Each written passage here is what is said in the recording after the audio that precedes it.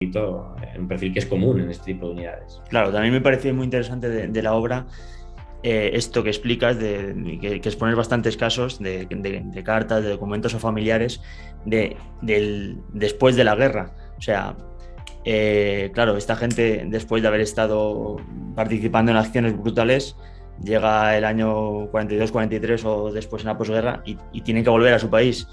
Y aunque, como bien explicas en el libro, cada persona y cada circunstancia es un mundo, ¿habría algún, no sé, cómo fue la vida después para todos estos combatientes? Pues es una vida en un primer momento difícil, ¿no? Porque también depende mucho, ¿no?, del colectivo nacional al que pertenecen, de la nación con la que se identifican. Es decir, no es lo mismo ser un español de la División Azul que ser un flamenco, o ser un flamenco, por ejemplo, en Bélgica, que ser, por ejemplo, pues un belga francófono o un neerlandés o un danés o un noruego, ¿no? No es lo mismo porque, vamos a ver, ni es lo mismo a corto ni es lo mismo a largo plazo.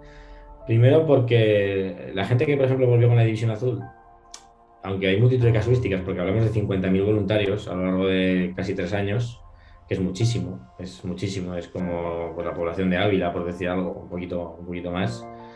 Eh, las casuísticas y las trayectorias son múltiples, es decir, a la División Azul, bueno, la División Azul es un microcosmos de lo que era la sociedad española de la época, como lo son todas las unidades de voluntarios, y esto es importante tenerlo en la cabeza.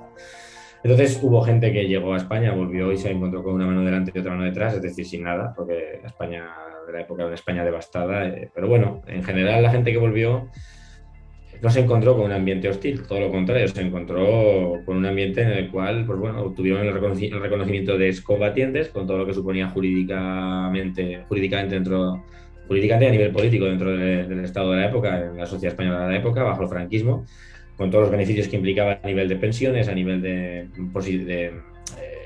¿cómo lo diría?, de privilegios a la hora de presentarte a una oposición o de obtener ciertos puestos de trabajo, etcétera, etcétera, ¿no?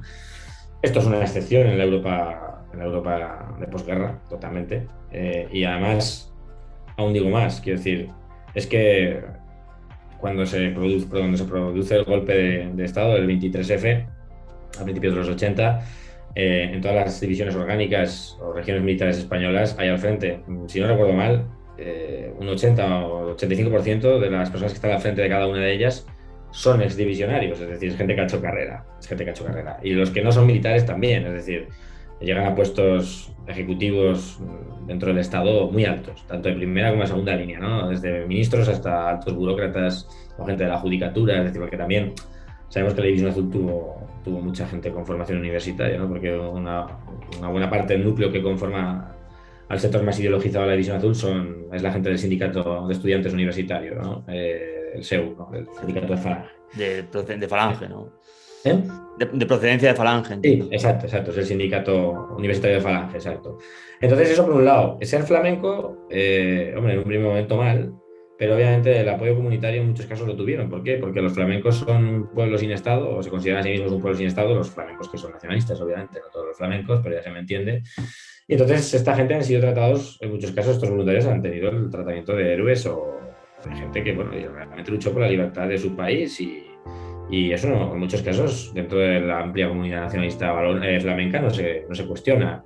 Y esto es lo que explica también los pasados conflictivos que tienen, por ejemplo, ucranianos o croatas con sus propios movimientos fascistas y sus estados o protoestados. Es decir, por ejemplo, el Estado Independiente de Croacia, aunque no aparece en el libro, ¿no? Pero es un caso que yo conozco bastante bien porque lo he trabajado a fondo y yo en su momento me quise dedicar a eso, pero bueno, mi vida fue por otros derroteros, ¿no? Pero lo conocí bastante bien a nivel de lecturas, de fuentes y idiomáticamente hablando también. Y pasa exactamente lo mismo, es decir, es que es el único precedente moderno que Croacia tiene de tradición estatal, es el Estado del 41-45. Entonces, claro, es un Estado con un legado genocida, ultraviolento y homogeneizador, que aun con todo, la derecha del país, desde la derecha hasta no digamos la ultraderecha, tiene muchos problemas para relacionarse con él. Porque claro, es un precedente de Estado, ¿no? Y lo mismo pasa ahora con Ucrania, ¿no? Porque claro, el colaboracionismo ucraniano fascista es un colaboracionismo que realmente responde a los mismos patrones que el que tuvo el de Europa Occidental. Es decir, no es que sean progermanos, saben lo que los alemanes quieren hacer. Es que, a ver, que la gente tonta no es, entendámonos. Quiero decir, saben que tienen un proyecto imperial, que ellos están destinados a no ocupar más que un lugar residual en él, como mucho, ¿no? Porque el objetivo real era hacer de todas las poblaciones de Europa Oriental pues masas de mano de obra esclava o forzada.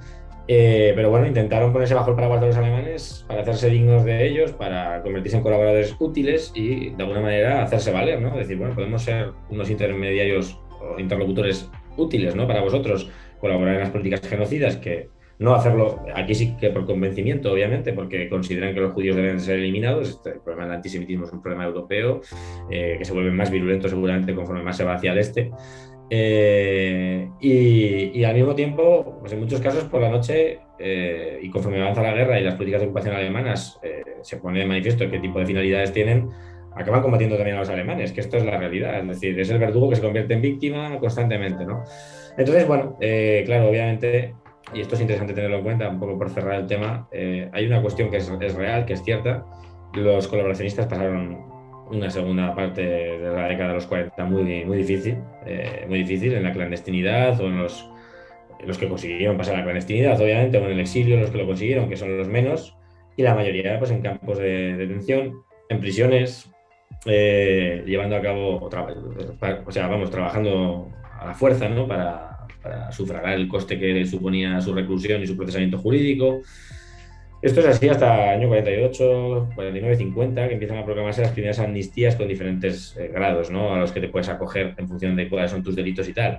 Pero lo que sí que es cierto es que las comunidades del dolor, las comunidades unidas en la desgracia que se forjan en las cárceles y prisiones y campos de detención de prisioneros políticos de toda la Europa occidental, es el lugar donde verdaderamente se acaban de forjar los lazos que a esta gente la convierten en ultraderechista en muchos casos de por vida. Y esto es importante. ¿Por qué? Porque esta gente será en el núcleo en torno al cual se refundará toda la ultraderecha europea, ya desde finales de los 40 y no digamos ya a partir de los 50, serán siempre antiguos colaboracionistas, en muchos casos antiguos voluntarios que han combatido en la Wehrmacht y en las Waffen-SS o en las Waffen-SS, los que fundarán las nuevas iniciativas políticas, en torno a las cuales se irán confluyendo las nuevas generaciones de europeos que llegarán a lo largo de los 50 y 60 a la ultraderecha, ¿no? Entonces y además con un imaginario y un simbolismo nacido obviamente del Frente Oriental, que es el gran mito fundacional de la ultraderecha europea, de esa solidaridad de la ultraderecha europea y ese proyecto continental, supuesto proyecto continental que nunca existió, de la ultraderecha europea, donde tuvo mucho que ver precisamente, y para hilarlo con la pregunta que me hacías antes, el comandante de la Viking, ¿no? Uno de los comandantes de la Viking, el más conocido de todos, que fue Felix Steiner, o Felix Steiner, ¿no? Por decirlo pronunciado en castellano. Felix Steiner acabó siendo pues, un literato importante de la ultraderecha alemana y europea, que escribió obras muy importantes, donde además dejó recogida un poco cuál fue su visión de la experiencia de guerra, de todo este voluntariado que pasó por la Viking, ¿no? Y él mismo lo decía muchas veces, ¿no? Como él dejó dos grandes trazos que a mí me parecen muy interesantes. Uno de ellos venía a decir que a ellos les llegaban muchos jóvenes a las unidades que no tenían ideas políticas, pero que en contacto con la experiencia y con gente más bregada y con gente con un discurso y con un corpus político se acababan politizando, o que en muchos casos se politizaban. Cuando volvían a sus casas se daban cuenta que sus conciudadanos, sus convecinos los rechazaban como traidores por haber combatido con el uniforme alemán, y entonces se politizaban, cerraban filas con aquellos que les habían quedado como única alternativa, como único recurso al que aferrarse, es decir, los colaboracionistas fascistas, ¿no? Y luego Steiner, una de las cosas que también dejó sobre la mesa, ¿no? En ese intento de la ultraderecha también, y del propio conservadurismo alemán por rehabilitarse, que fue, nosotros fuimos el precedente de la OTAN, las Waffen-SS fueron el precedente de la OTAN, nosotros combatimos contra el enemigo que vosotros estáis combatiendo hoy, ¿no? Es una manera de legitimarse en la coyuntura de la Guerra Fría, de decir, bueno, nosotros fuimos los primeros que vimos que el peligro comunista, el peligro soviético, y ahora resulta que nos derrotáis nos derrotasteis ¿para qué? Para acabar en guerra con los mismos que estábamos en guerra nosotros. ¿Por qué nos unisteis a nosotros antes, ¿no? Y que esto es una de las grandes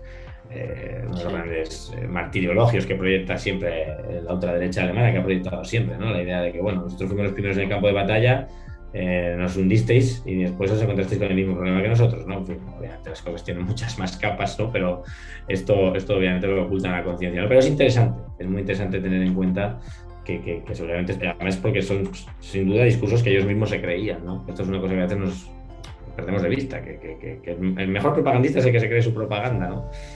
El que la vive. Claro, porque lo hemos tratado un poco de pasada, pero por supuesto hubo episodios gravísimos de justicia retributiva, de asesinatos, de violencia. Todos tenemos la imagen de las mujeres rapadas, pero luego al final expones en tu obra que no hubo tantas condenas como las que en un primer momento se preveía, porque por la propia situación de los estados y luego por la presión de las potencias aliadas, en este caso las potencias ocupacionistas, eh, estaban instando a estos gobiernos a acabar de una vez con estos procesos que se estaban prolongando, estaban saturando los sistemas judiciales de cada país. Eso es una de las cosas que expones en tu obra. Sí, es una cosa verdaderamente interesante que además yo creo que no se ha analizado nunca desde esa perspectiva, ¿no? Es decir, Eh, además, hasta qué punto también, ¿no? Esto, bueno, mi colega Pablo del Hierro, que es profesor en la Universidad de Maastricht y uno de los mejores historiadores españoles que hay hoy en día, muy bien posicionado a nivel internacional, podría incluso decir más que yo, ¿no? Aunque yo también he leído mucha documentación sobre León de Grel, pero es que el colaboracionismo acaba siendo un problema incómodo para los estados, un problema muy difícil de gestionar. Hay varias cuestiones, ¿no? Ahora volveré al caso de... Bueno, voy al caso de Grell y paso a otras cosas que también quiero comentar sobre esto, ¿no? Porque si no me lo dejaré en el tintero y es importante. A ver, por ejemplo, de Grell, todos sabemos, León de Grell, ¿no? Líder del colaboracionismo francófono belga de Valonia, ¿no? Que se acaba convirtiendo en una de las figuras, seguramente la figura más representativa o la figura que encarna el colaboracionismo político-militar en la Europa de la Segunda Guerra Mundial. Él lo consigue fruto de su habilidad para moverse pues, en un escenario complejo como es el de la policracia nazi, con muchas intrigas y bueno, sabiendo un poco siempre moverse entre muchas tierras, ¿no? Era un tío hábil en ese sentido, por mucho que los alemanes lo despreciaron hasta el final. Porque era miembro de las SS, acabó con Cruz de Hierro, o sea... Sí. Él acabó ostentando, bueno, no solo la Cruz de Hierro, sino la Cruz de Caballero, incluso, Eso. que es la máxima condecoración, ¿no? que puede obtener un oficial alemán, un oficial integrado en las Fuerzas Armadas alemanas. Claro, obviamente es una maniobra propagandística, ¿no? Tanto de cara a la propia sociedad alemana, para decir, fíjate cuánto apoyo tenemos a nuestra causa fuera de Alemania, como de cara también a los propios colaboracionistas. Si os esforzáis, fijaros que también vosotros podréis conseguir esto, ¿no? Es una maniobra propagandística porque el valor militar de la unidad de Grell nunca jamás le habría permitido, en circunstancias normales, obtener una cruz de caballero. Nunca jamás, ¿no? Y obviamente los méritos militares de Grell tampoco lo habrían permitido. Pero una maniobra propagandística como la mayor parte de las condecoraciones en general y sin duda las condecoraciones que se daban en muchos casos a las unidades de voluntarios y a sus líderes. Pero León de Grell, por ejemplo, es una buena manifestación de hasta qué punto el colaboracionismo se acaba convirtiendo en un problema incómodo para los estados europeos. ¿Por qué? Porque León de Grell se exilia en España en los años 40, ya en el 45, vamos, el primer día de posguerra ya está aquí, porque ameriza en la playa de la Concha, en San Sebastián, después de un vuelo espectacular desde Oslo, del que queda muy mal herido y que le obliga a pasar por el hospital. Eso es lo que permite que no sea expatriado en un primer momento a Bélgica. Pero después es lo que permite también en algún momento que pase la clandestinidad, ¿no? Porque las autoridades belgas lo reclamaban, la comunidad belga, muy importante en España, con muchos intereses económicos, también lo reivindicaba, que fuera extraditado. Nunca pasó. Volvió a aparecer a la opinión pública de manera muy fuerte, muy evidente en los años 60. Y en este momento él se ofreció al Estado belga para que lo deportaran, para juzgarlo, pero a cambio ponía una serie de condiciones, ¿no? Él decía que se entregaría, porque era un hombre espectáculo y era un hombre muy hábil, muy inteligente, si a cambio le permitían defenderse en un juicio que se celebrara en el Sport Palace de Bruselas, que justamente fue destruido en el año 65, pero en aquel momento todavía estaba en pie y había sido el gran núcleo, el gran espacio de encuentro del colaboracionismo belga durante muchos años. Y él quería que estuvieran las cámaras de televisión, la radio. El Estado belga no hizo muchos esfuerzos en aquel momento para que fuera expatriado, para que fuera deportado, para ser juzgado, porque era un problema. Era un problema para un Estado belga que estaba en una crisis política muy grave, institucional. El Estado belga sufrió entonces una reforma constitucional que hizo que se convirtiera de Estado unitario en Estado federal. Estaba todo el tema de la lengua cuestionado, a ver cómo hacemos esto y lo otro. Había una crisis económica muy grave por la desindustrialización y la crisis de la gran industria valona. Entonces, meter una figura como de Red en el cóctel en ese momento podía tener consecuencias de todo tipo, ¿no? Es decir, era mejor como no abrir esa caja de los truenos. Entonces, sí, es interesante. Efectivamente, ya en los años 40 el problema se presenta de manera muy evidente. A las primeras semanas y meses es obvio que hay un deseo de retribución por una parte importante de la sociedad que ha vivido mal y ha vivido en circunstancias muy difíciles la ocupación, y obviamente eso ha dejado muy, muy señalado al colaboracionismo, porque todo el mundo sabía lo que hacía el colaboracionismo, que al mismo tiempo que aprovechaba para promover su agenda política y luchar por sus intereses, también luchaba para llenar sus bolsillos. Es decir, las dos cosas estaban... No quiere decir eso que toda la gente que estuviera ideologizada y que tuviera ideas no tuviera los suficientes valores como para no distinguir una cosa de la otra. El problema es que en el colaboracionismo entraron muchos arribistas que vieron la posibilidad de que trabajando para los alemanes y para los partidos colabos, pues podrían llenar sus bolsillos, y de hecho es lo que pasó, ¿no? Entonces esto a la gente la dejó muy quemada, ¿no? Entonces, es verdad, en las primeras semanas, meses es un tema prioritario en la agenda, pero muy rápido pasa a un segundo plano porque las necesidades de la gente son materiales, básicamente. Estamos hablando de un continente totalmente dislocado a nivel económico, que está al borde de la hambruna hasta el año 48, que se está alimentando con raciones llegadas desde Estados Unidos, raciones de emergencia militares, vamos. Desastroso, ¿no? Es una situación desastrosa.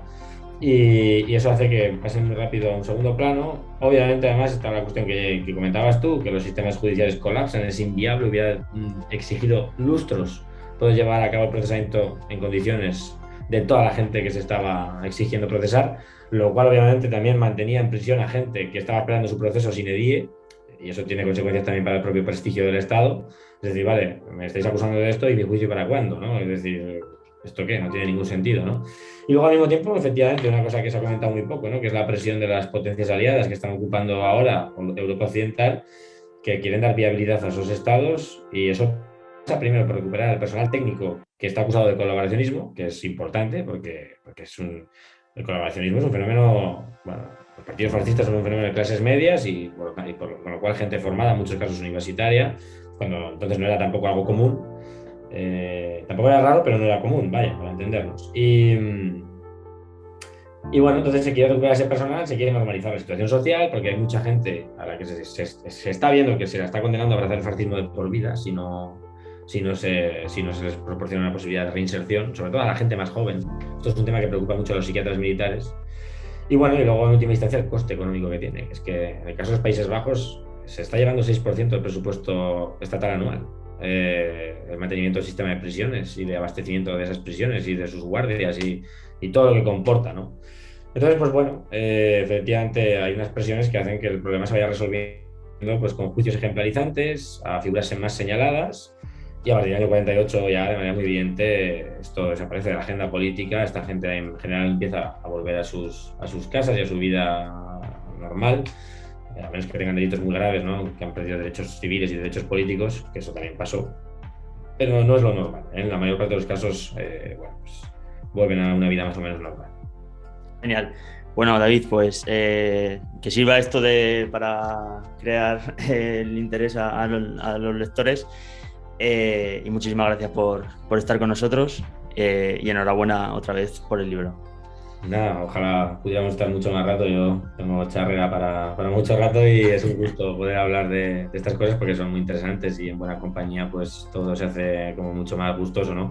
Pero vamos, que de verdad ojalá la gente que se acerque al libro pues lo viva como lo que se pretendía, ¿no? Proponer al público lector, que es un viaje muy dinámico, con muchos niveles de realidad, ¿no? Pudiendo tener vista de pájaro y al mismo tiempo visiones a ras de suelo. No, yo creo que lo interesante es eso, ¿no? Que se propone un viaje muy dinámico a través del continente, y al final se acaba viendo una historia de la Segunda Guerra Mundial desde un prisma distinto, y que además permite mucho poner cara a procesos que habitualmente vemos muy desde arriba, ¿no? Porque una de las cosas que yo me propuse justamente era poder permitir al lector, que me interesaba mucho, ¿no? Porque claro, a la hora de lanzar un tema tan farragoso y difícil como este, podemos caer en la descripción, en las citas de acontecimientos, de acrónimos, de organizaciones y tal. Y a mí me interesaba que el lector y la lectora pudieran familiarizarse con las figuras que van pasando, que hubiera trayectorias que estuvieran presentes a lo largo de todo el libro. Entonces yo espero que la gente encontrará hilos y encontrará un camino interesante que recorrer, y bueno, pues iremos viendo, ¿no? Llevamos un mes con el libro en la calle y parece que la respuesta está siendo buena, así que esperemos que tenga larga vida el libro. Yo creo que no es para menos, ¿no? Pero bueno, ya veremos a ver. Así que nada, muchísimas gracias, ha sido un placer. Muchas gracias, David. Venga, que vaya muy bien.